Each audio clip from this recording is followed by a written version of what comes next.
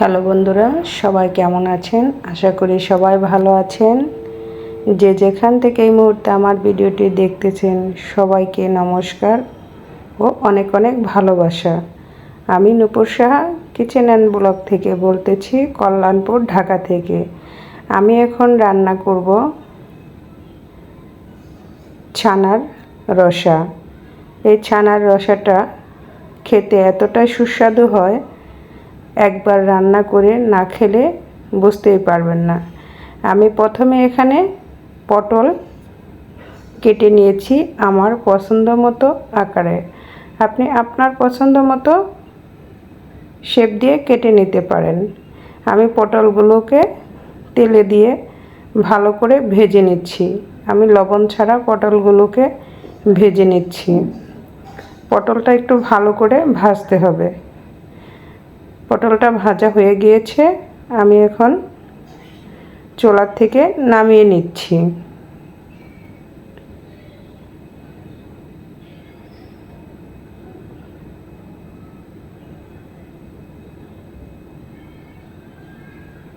আমি সবগুলো পটল তেল থেকে তুলে নিচ্ছি। আমার মতো এভাবে পটলগুলো ভেজে নেবে। অবশিষ্ট তেলে দিয়ে দিলাম তেজপাতা, গোটা এলাচ, দারচিনি, আর এখানে দিয়ে দিচ্ছি পেঁয়াজ। আমি এখানে 3টা পেঁয়াজ নিয়েছি। পেঁয়াজটাকে একটা পেঁয়াজ 4 পিস করে কেটে নিয়েছি। আর সাথে দিয়ে দিচ্ছি আলু। আলুটাও আমি ছোটো করে কেটে নিয়েছি। দেখতে পাচ্ছ বন্ধুরা, এভাবে আমি আলুটা কেটে নিয়েছি। তোমরা তোমাদের পছন্দ মতো কেটে নেবে। এখন আলু পেঁয়াজ একসাথে তেলে এভাবে ভেজে নেব।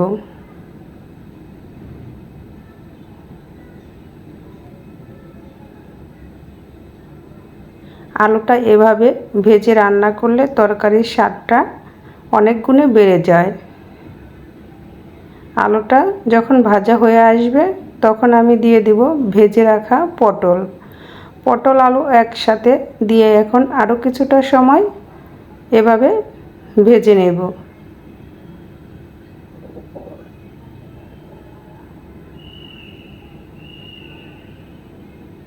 এখন দিয়ে দিচ্ছি স্বাদমতো লবণ। স্বাদমতো লবণ দিয়ে আরও 1 মিনিটের মতো এভাবে ভেজে নিচ্ছি। 80% মতো সিদ্ধ আমার এই ভাজাতেই হয়ে যাবে। এখন দিয়ে দিলাম হলুদ গুঁড়া, মরিচ গুঁড়া, ধনিয়া গুঁড়ার সাথে আমার জিরা গুঁড়া আছে, এলাচ দারচিনির গুঁড়াও আছে। সবগুলো মশলা দিয়ে এখন ভালো করে অল্প পরিমাণ জল দিয়ে কষিয়ে নেব।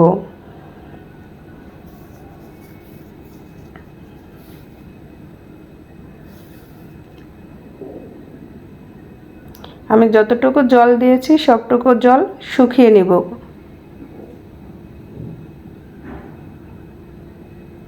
কষানো হয়ে গেলে দিয়ে দেব পরিমাণ মতো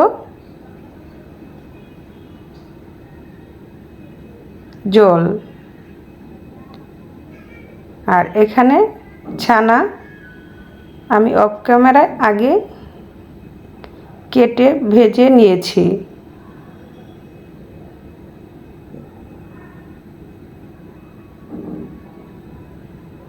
এখন ছানা দিয়ে আরেকটু সময় 1 মিনিটের মতো কষিয়ে নেব। কারণ ছানাটা আমি কেটে ডিপ ফ্রিজে আগে রেখে দিয়েছিলাম।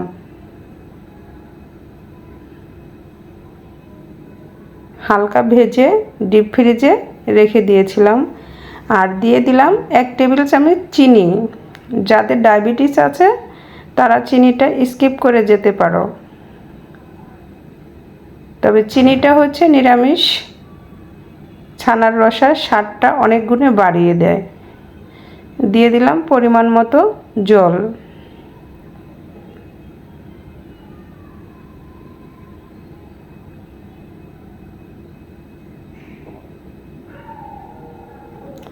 যদি ছানার রসাটা ভালো লাগে একবার হলেও ট্রাই করবে।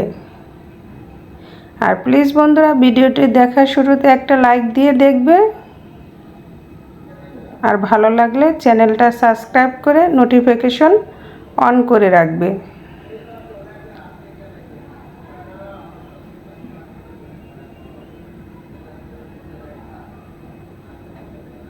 দেখতেই পাচ্ছ বন্ধুরা, ছানাগুলো ভেসে উঠেছে। নামানোর আগে দিয়ে দিচ্ছি 1 টেবিল চামচ জিরা গুঁড়া।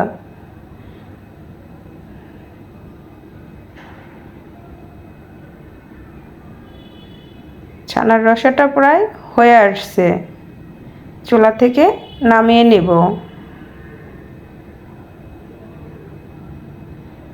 এটা নামানোর পর ঝোলটা আরও গাঢ় হয়ে যাবে।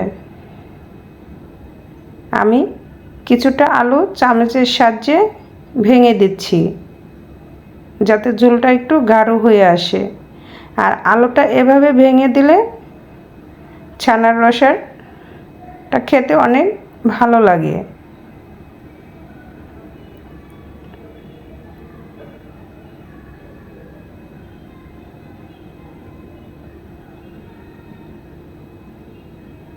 এটা ঠান্ডা হওয়ার পর ঝোলটা আরও গাঢ় হয়ে যাবে।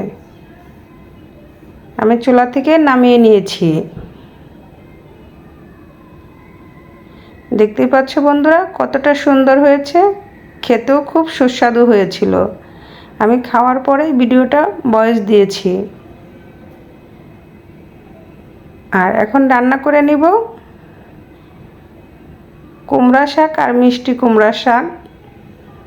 আমি প্রেসার কুকারে আগে সিদ্ধ করে নিয়েছি। আর এখানে ফোড়নে দিয়ে দিলাম গোটা 5 ফোড়ন, তেজপাতা, শুকনা মরিচ, পেঁয়াজ কুচি, রসুন কুচি। আর রান্না করে নিচ্ছি মুসুরির পাতলা ডাল।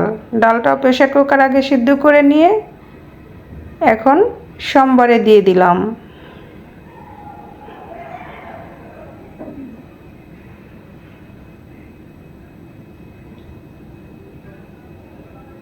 এখন 1 থেকে 2 মিনিট বলক নিয়ে এসে নামিয়ে নেব ডালটা।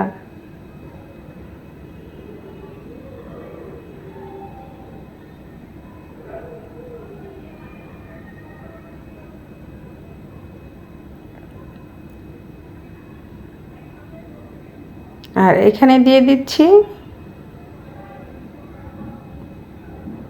রসুন কুচি, পেঁয়াজ কুচি, গোটা 5 ফোড়ন আর সিদ্ধ করে নিয়েছি কাঁঠাল বিচি কুমড়া শাক, মিষ্টি কুমড়া শাক দিয়ে প্রেসার কুকারে একটা সিটি দিয়ে নামিয়ে নিয়েছি। এখন আমি সোমবারে দিয়ে দিচ্ছি শাকটা।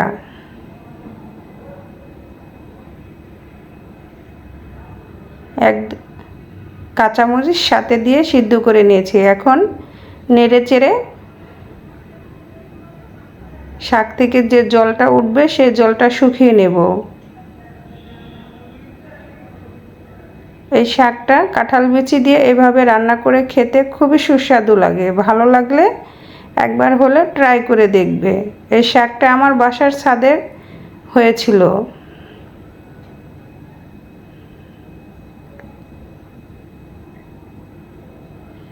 সবাই ভালো থাকবে, সুস্থ থাকবে।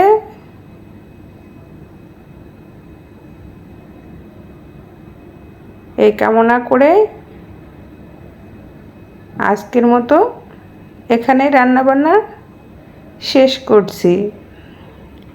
আবার দেখা হবে নতুন কোনো রেসিপি নিয়ে তোমাদের সাথে। সবাই ভালো থাকো, সুস্থ থাকো।